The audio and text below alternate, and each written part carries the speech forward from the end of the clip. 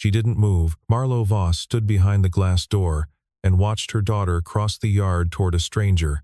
A man crouched in the early light, hands moving over wood with a patience that couldn't be performed. Callum Reeves didn't look up. He kept working, slow and deliberate, the wood making a low rhythmic sound, almost like breathing. Nora stopped 3 steps behind him. She had not spoken in 3 years. She had not walked toward a stranger without being led. She stood still. Then she opened her mouth. No sound came, but her lips moved. Marlo pressed her hand against her chest and forgot, for a moment, how to breathe. 48 hours earlier, Marlo had not planned to bring Nora to Ashford at all. The trip was supposed to be simple. 3 days in a Vermont town she'd never heard of before her acquisition team flagged the property, a former community center on the edge of town. Square footage generous enough for a research annex, price low enough to make financial sense, and far enough from Boston that no one would ask questions about why Voss Therapeutics needed a satellite location so quickly.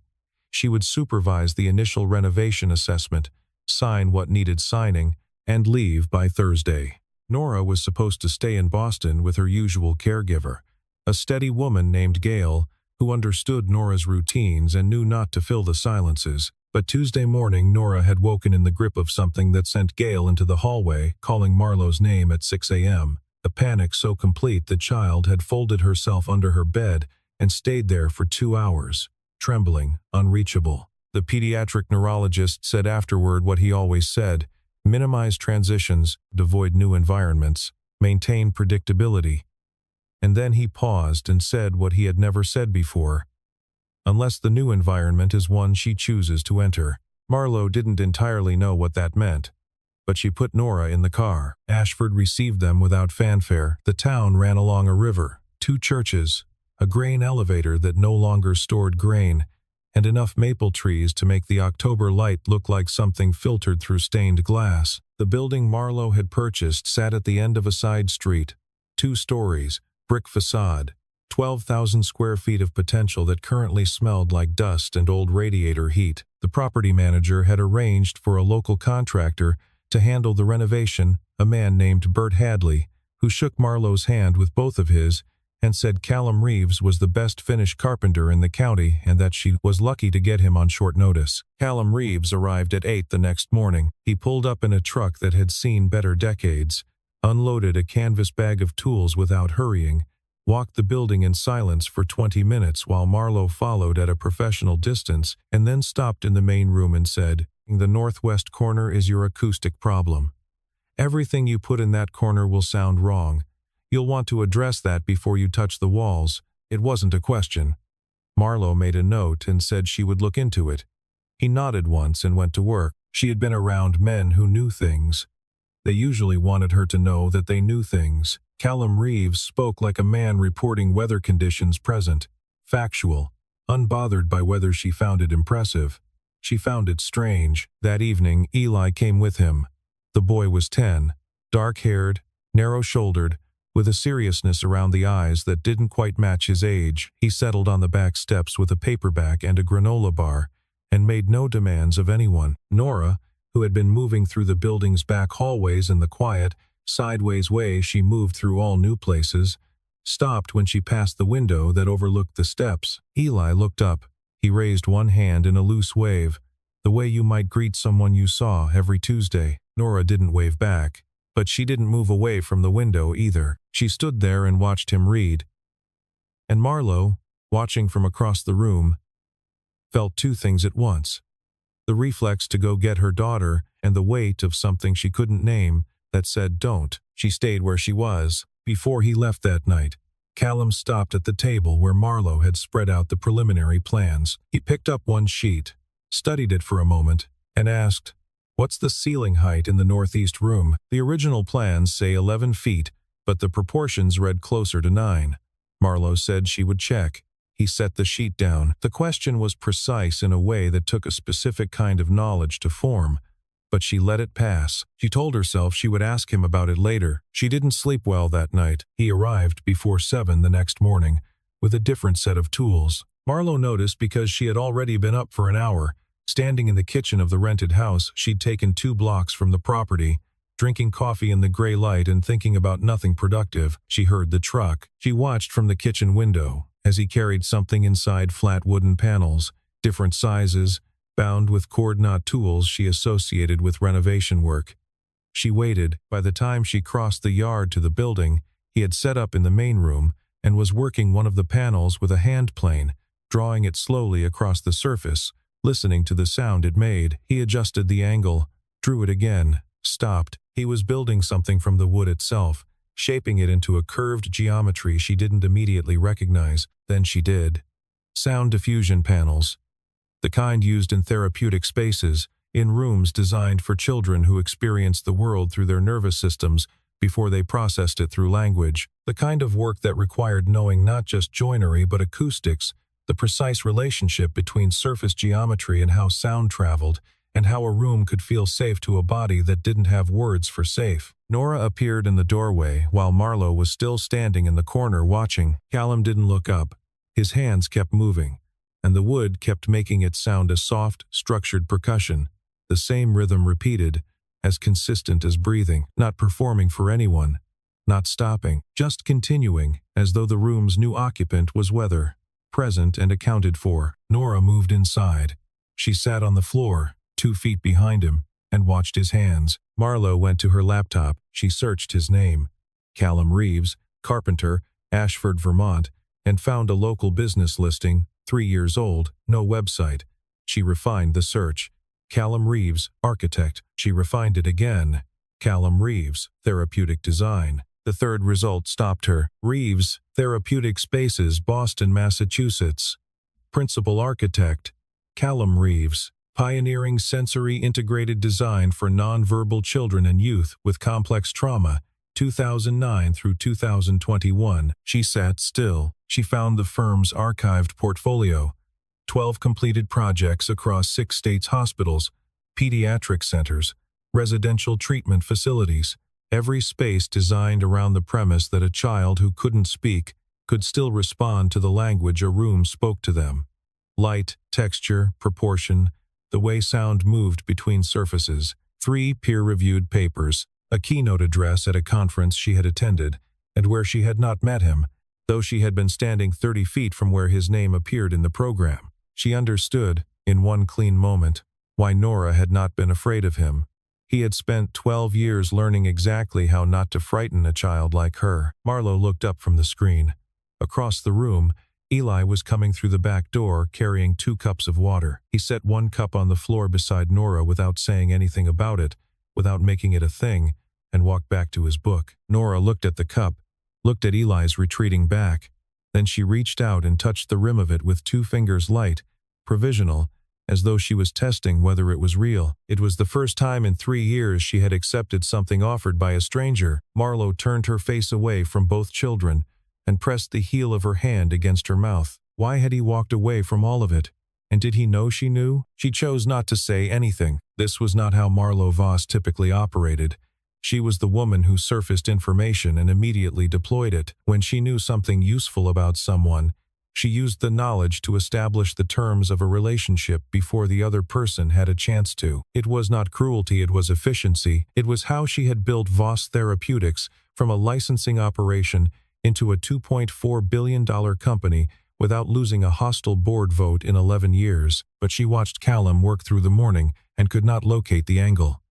If she told him she knew who he was, what would that accomplish? He would either confirm it and feel the shape of the conversation shift around him, or he would not confirm it, and they would both be standing in a lie she had introduced. Either way, she would lose the thing she was, for reasons she hadn't examined, reluctant to disturb. He noticed that she was watching him differently. She could tell because he became quieter in the way that watchful people become quiet, when they sense they've been seen, not withdrawal exactly, but a certain closing of the periphery. He kept his eyes on his work. He moved with the same deliberate economy he'd brought to every task, but the space between them had changed texture, and he felt it. By mid-morning, Nora and Eli had established something that could not quite be called a friendship, and could not quite be called anything else. Eli talked. Not too much. He had his father's sense of proportion, but steadily, in the way of a person who had learned that silence doesn't always mean disinterest. He told Nora about a bird he'd seen that morning, a a great blue heron standing in the field at the edge of town like it owned the property. He said he'd looked it up, and apparently they can stand still for 45 minutes waiting for a fish, which seemed like more patience than he personally had. He paused at regular intervals, leaving space. Nora pulled a small notepad from her jacket pocket and wrote something, held it up. It said, "Do they catch the fish?" Eli read it, looked up, said, "Sometimes." He seemed to find this satisfying. He went back to his book. Marlo watched from 3 rooms away with the specific feeling of witnessing something she didn't know how to categorize: relief, tangled with something sharper, something she preferred not to name. Derek Holt came at 2 in the afternoon. He was 52, broad-shouldered, with the kind of tan that came from golf courses and the kind of smile that had practiced itself into something that resembled warmth from the right distance. He said he'd heard Marlo was in town and wanted to stop by and welcome her personally. He sat on the planning board, had been on it for 9 years, and liked to make sure new investors in Ashford knew they had a friend in local government. He looked around the building while he talked, which told her everything. Marlo offered him coffee and let him say his piece. He circled around the property, eventually mentioned that his investment group had looked at this parcel 2 years ago, very interesting bones, and that he understood she'd paid fair value. But if the renovation costs turned out to be prohibitive, his group might be interested in a conversation. She said she appreciated the offer. She said the renovation was proceeding smoothly. She held his eyes with the steady courtesy she had spent decades sharpening into something that could not be argued with. He left. That evening Callum was packing up, and Marlo was standing near the window, and the light had gone amber and long across the floor between them. She was not trying to start a conversation, but she heard herself ask it anyway. "Your son, where did you teach him not to ask questions about people?" He stopped, didn't look up right away, set a tool down and then looked at her, and she held the look. "I taught him that sometimes silence isn't an answer," he said. "Sometimes it's a question." He picked up his bag and left. Marlo stayed where she was for a while after. 3 days moved past in the particular rhythm that forms when people are working alongside each other without explicitly agreeing to. Callum arrived early and worked until 5. Nora, each morning, appeared at the edge of the room where he was. Each morning she was slightly closer than the day before, not by much, never suddenly, more like the way a tide moves, too gradually to watch, and then you look again and it's somewhere else. No one mentioned it. No one made it a milestone. It simply was what it was. He explained things to Eli as he worked. Not in the way of adults who perform knowledge for children fully, without condescension, the way he would explain to a colleague who was curious. He talked about the difference between pine and maple in terms of how they handled sound. He said pine absorbs, maple reflects. He showed Eli how to tap a panel in different places and hear the variation. He said every material has a voice, the same way every room has a temperature that isn't about heat. Nora took out her notepad. She wrote something and held it up. Eli leaned over and read it, then looked at Callum. "She wants to know if different shapes make different sounds." Callum looked at her. "Yes," he said, "that's exactly right. The curve changes the path." He showed her, holding a curved panel so she could tap it herself. She did barely a touch, more test than contact. Then she tapped it again, a little firmer. A small furrow appeared between her eyebrows. Processing. Marlo was at her desk in the back office, reviewing old project files. She had found the Meridian Children's Center. She had known about it in the abstract, a proposed pediatric therapeutic campus in Boston's South End, 2019. A coalition of private and philanthropic funders. Her team had submitted a proposal on behalf of Voss Therapeutics to participate in the funding structure. The application had been declined, reason cited as funding cohort complete. She had not thought about it since. The lead architect's name had been Reeves. She had not connected the name to the man in front of her. She connected it now. She set the file down and sat there. Her phone rang. Dr. Patel, from the pediatric behavioral team in Boston. She picked up. He said the things he always said.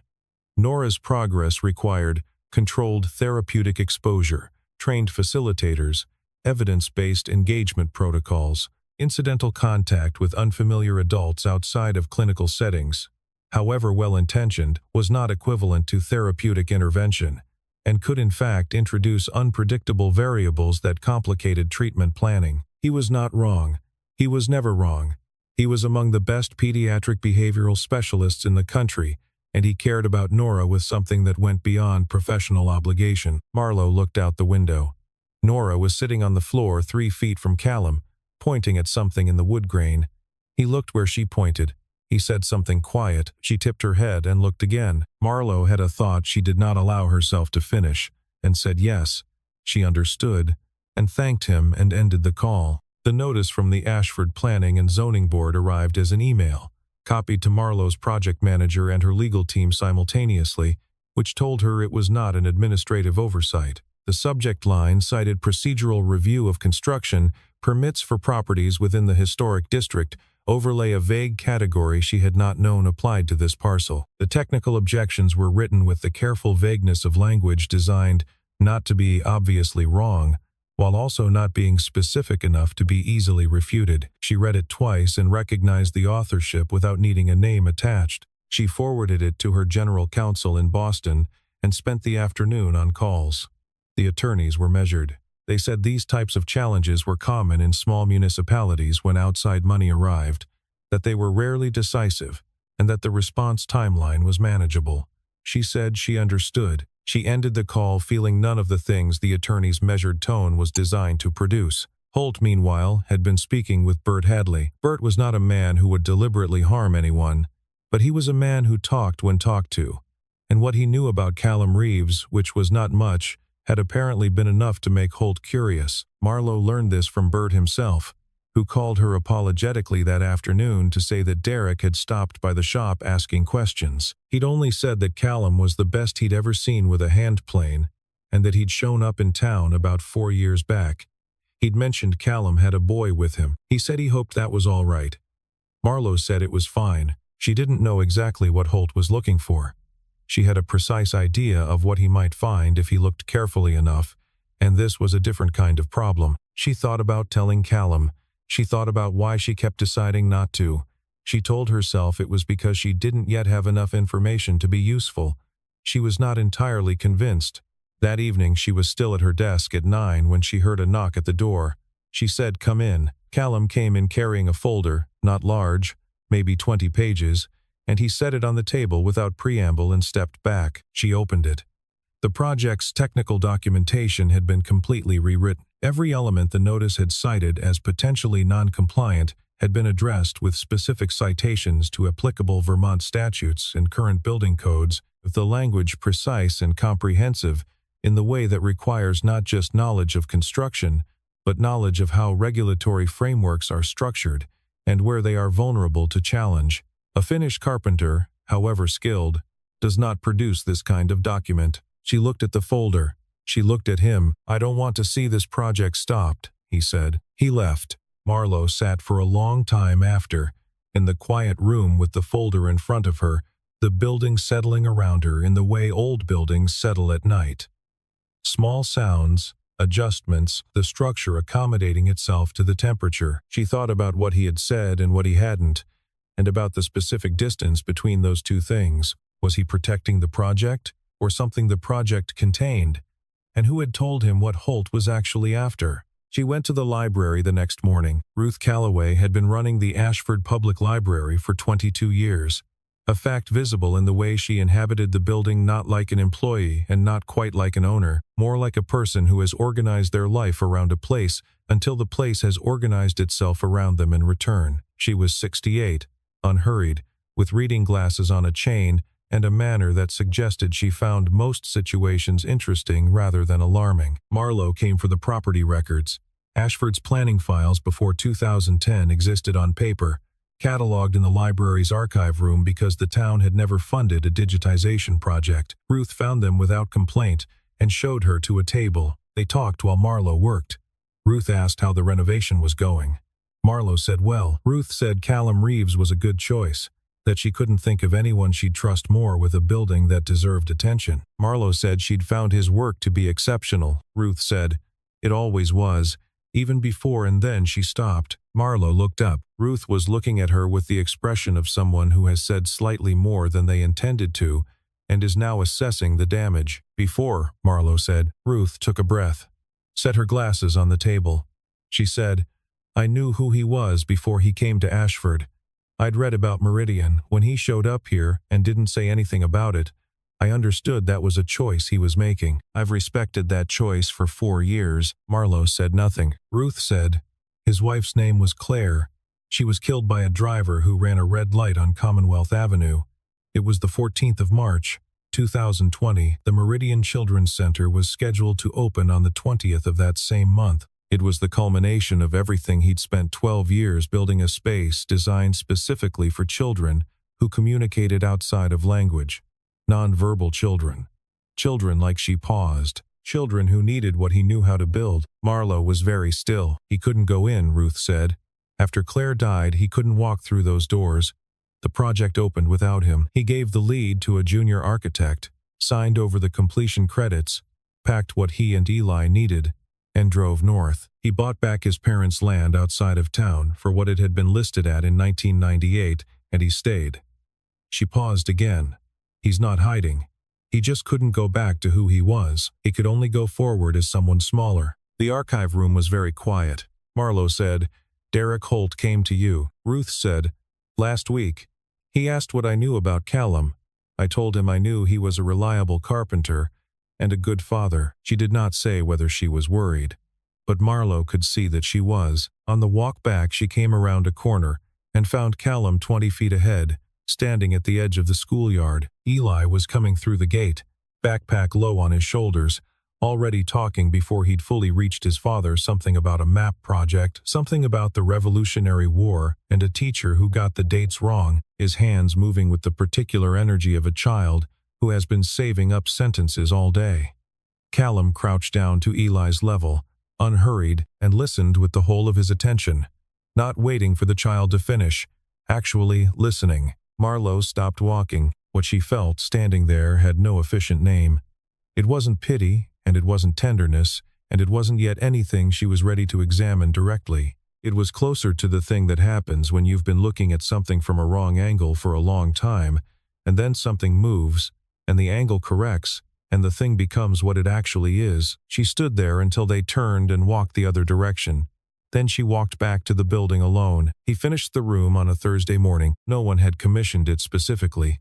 The work order covered the main hall, the 2 front offices, and the storage access on the north end. The small room off the east corridor, barely 400 square feet, a former supply closet expanded at some point into something that didn't quite know what it was, had not been on the list. But when Marlowe came in that morning, the smell of fresh sawdust and something else, something clean and resinous, led her to the doorway.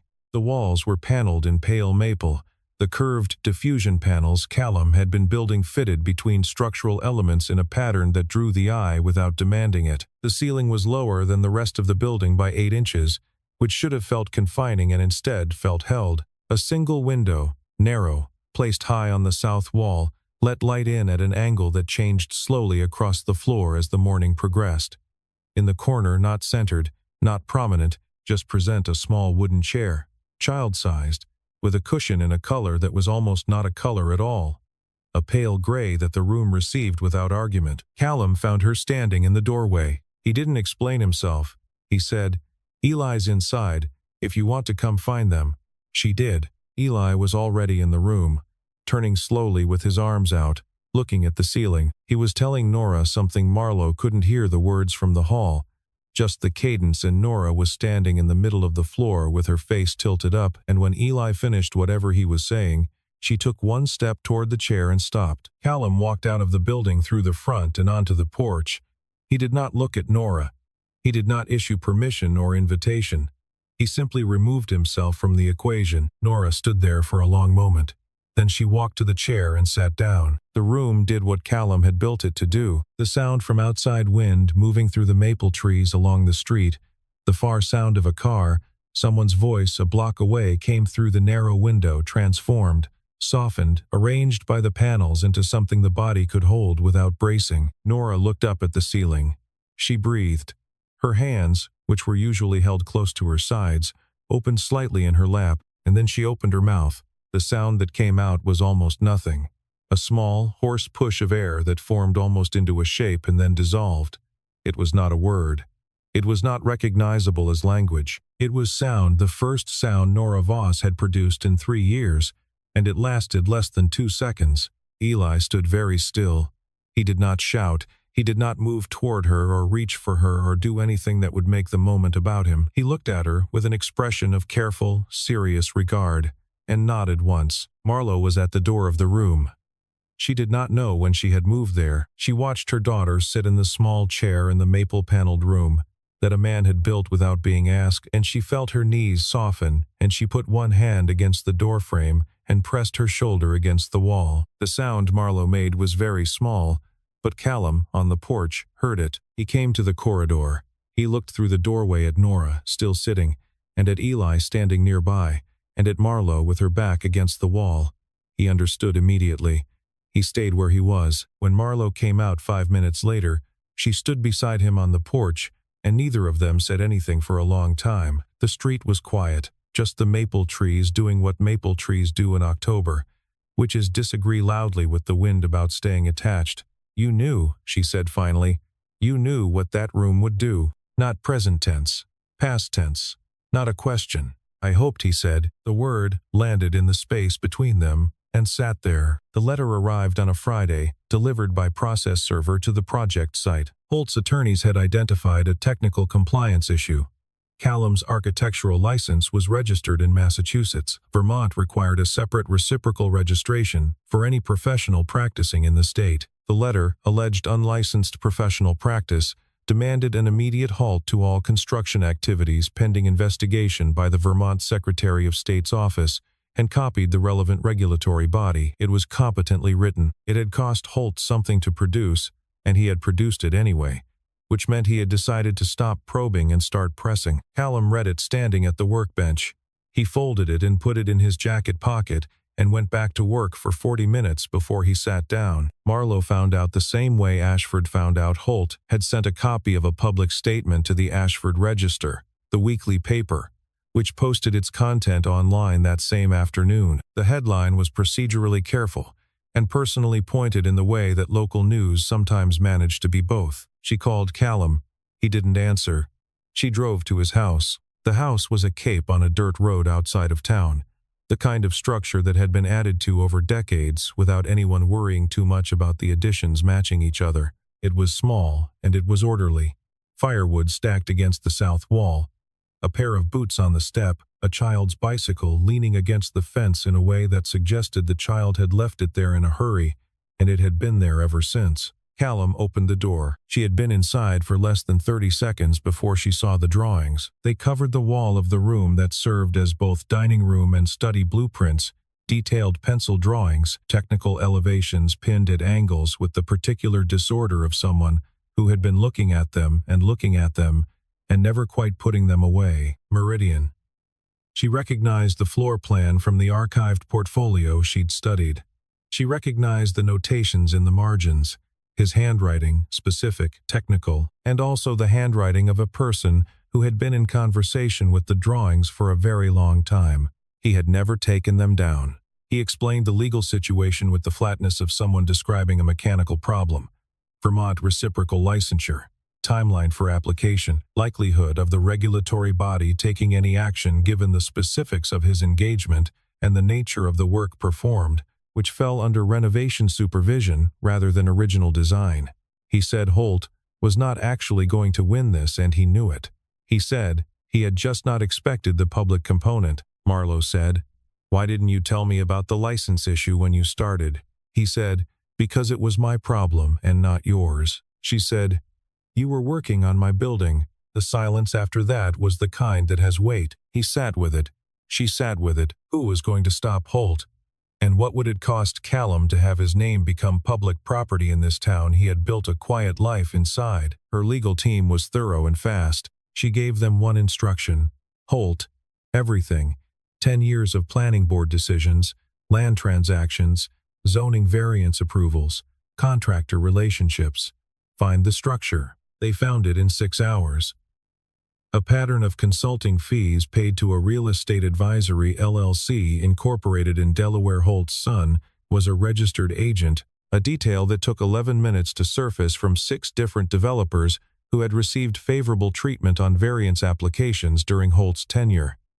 The amounts were not enormous individually. Collectively they were. The pattern was clear enough that Marlowe's general counsel said, "He'll pull the letter before we have to file anything." He was right. By Monday morning the letter was withdrawn. The public statement was retracted with language about ongoing review and procedural clarification, and Derek Holt had developed what his assistant described to the Register as a pressing family commitment that would take him out of town for the foreseeable future. The building permit was reinstated.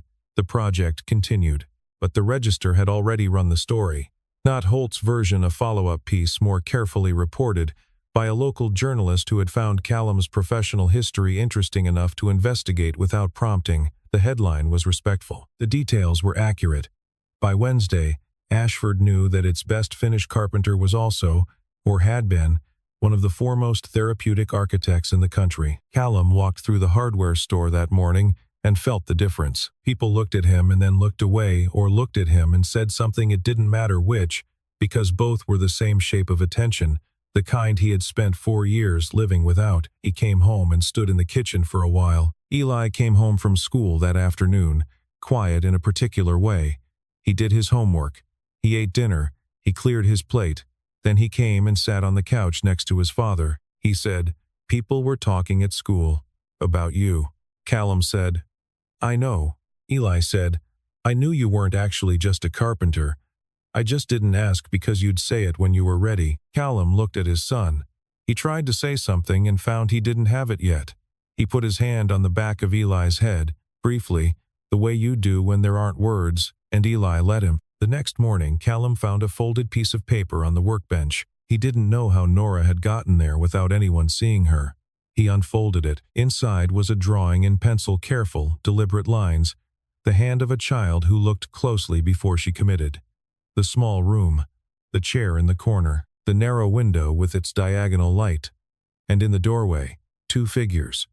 One taller, one not, neither one labeled. He stood at the workbench for a long time holding the paper. The renovation finished in the 3rd week of October, when Vermont stopped being moderate about autumn and committed fully. The maples along the road on fire, the mornings precise and cold, the sky that specific blue that appears only after the first hard frost. Holt was gone from public life, or at least from visible life. The planning board had reviewed what needed reviewing.